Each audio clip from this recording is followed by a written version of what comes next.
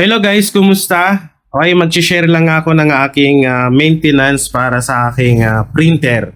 Okay, so nag-post ako kanina sa group at sa page. Ayan, so may tanong doon kung ano yung mga ginagawa everyday para ma-maintain natin yung mga printer natin. Okay, so magbibigay lang ako ng tips at yung mga ginagawa ko. So meron ako ditong Epson L3210 na pwede sa ating borderless. Basta iba-bypass mo lang.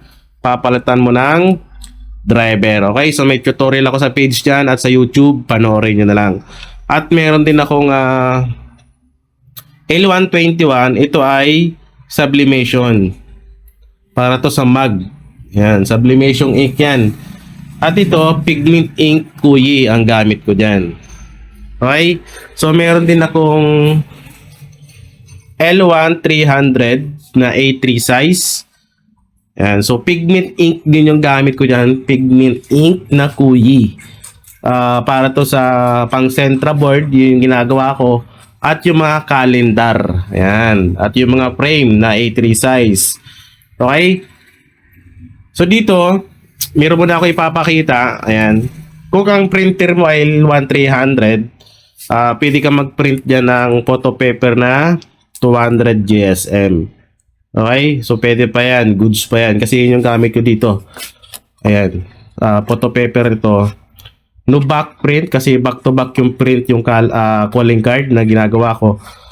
3,000 na yan. Dati kasi, di ba nag-post ako 2,000. 1,500, 2,000, naging 3,000 dahil nag-order ulit.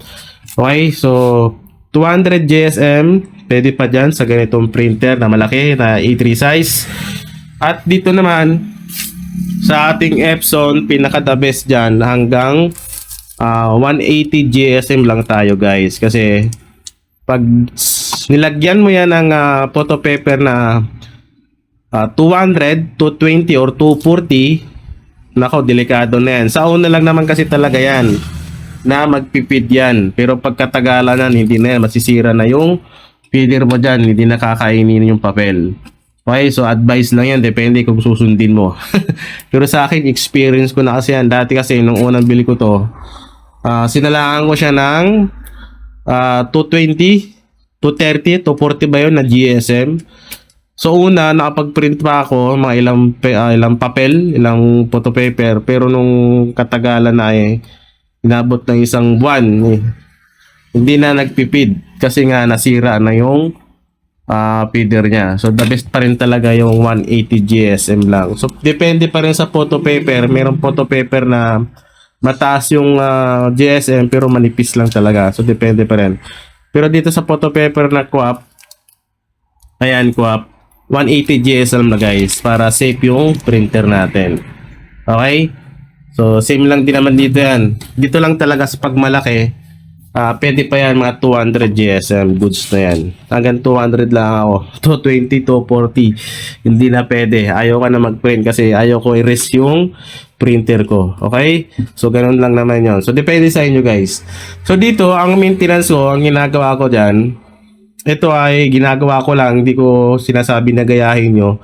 So, kasakin kasi, mula nung binili ko tong printer na to, itong tatlo na yan, mula nung binili ko yan, hindi ko in-off yan.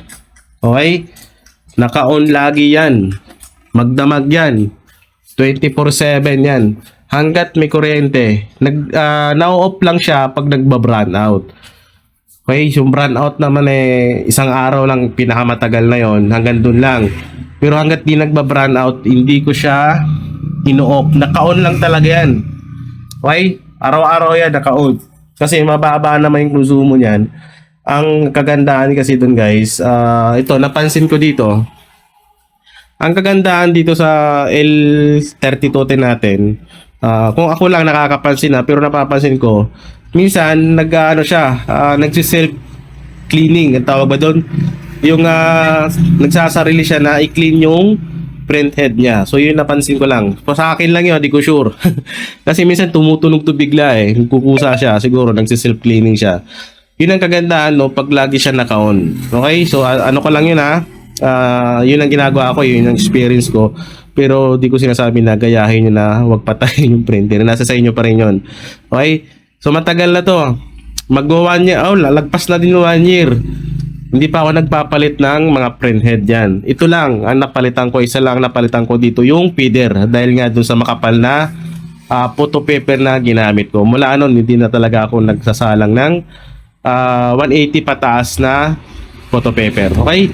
So yun lang naman, hindi ko talaga siya pinapatay, naka-on lang siya lagi. May ipiprint o wala, naka-on lang yan. Para na-maintain niya yung yung print head niya. Sa akin lang to experience ko lang to. Okay, so kanya-kanya lang naman yan. Yung iba dyan, yun nga, nabasa ko, everyday nagpiprint sila. Sa akin naman, pag wala akong print, ngayong araw or sa susunod o yung mga nakalipas na araw, pag wala akong tanggap na gawa, ang ginagawa ko din, nagpiprint ako ng 4 na kulay sa blankong papel. Kahit isang beses lang everyday, pwede na yon.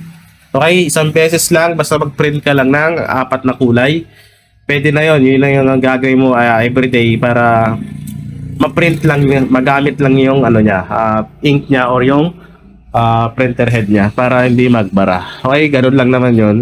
Napakasimple lang naman. So ganun lang. Di ko siya pinapatay guys. Naka-on lang talaga siya mula nung binili. Namamatay lang pag brand out nga. Talagang naka-on lang yan. So mababa lang namin konsumo ng printer natin. Mas safe yung ganun kaysa on mo o off mo. Patay sindi. Nakakasira. Ayun, ganun. Yun yung experience dyan eh. Okay? So yun lang sa akin. Ayan. Everyday print. Pag walang tanggap na print para gumana yung mga printer natin. Okay, kung gusto mo naman sundin mo yung sinasabi ko, pero di ko sinasabing gawin mo. Yung lagi naka-on lang yung printer natin kasi nandito naman tayo sa loob ng bahay or nasa shop lang tayo. Pero depende sa iba, 'di ba? Pag may shop ka, malayo yung bahay mo, may iwan mo yung shop na walang tao, 'di ba? Siguro ganoon talaga, papatay mo talaga for the safe na naman ng ating mga gamit. So yun lang, di naman siya advisable sa lahat talaga. Yung mga yung sa bahay lang, lagi namang may tao, lagi naman naka-on talaga yan para safe yung printer natin. Okay, so sa inyo guys, ano yung mga ginagawa nyong maintain sa inyong mga printer para makita natin or mabasan ng mga iba natin na nag-uumpisa pa lang. Okay? Yan. So, thank you and good luck and happy printing. Okay? Ayan, marami pa yan, no? Yan. So, next vlog natin, guys, pang part 3 na natin kung paano mag-print ng calling card na back-to-back. Ayan, 3,000 yan. So, yan pala yung nagawa ko.